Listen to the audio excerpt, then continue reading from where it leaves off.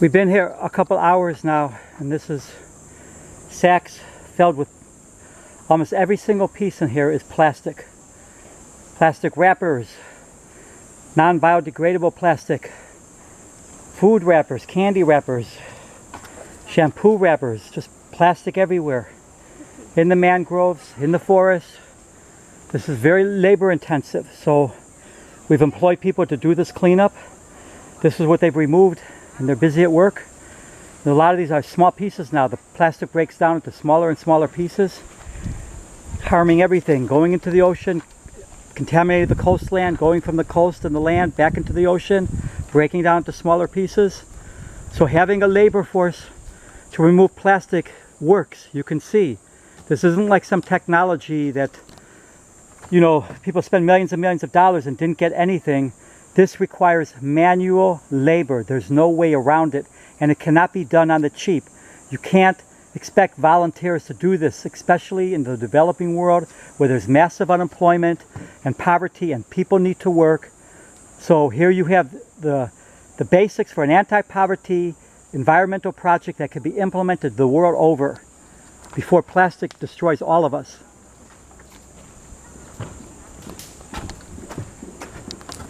They've been here in this mangrove this morning. They did a great job. You can look how it looks. They got all the plastic out. They're still working in there.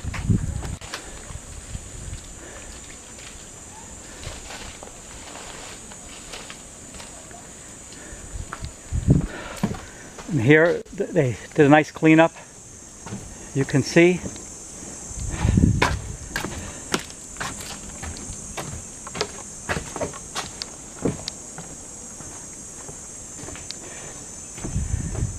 If we don't treat this serious and start recognizing this is a massive problem, people need to be employed. That's one important part of all of this.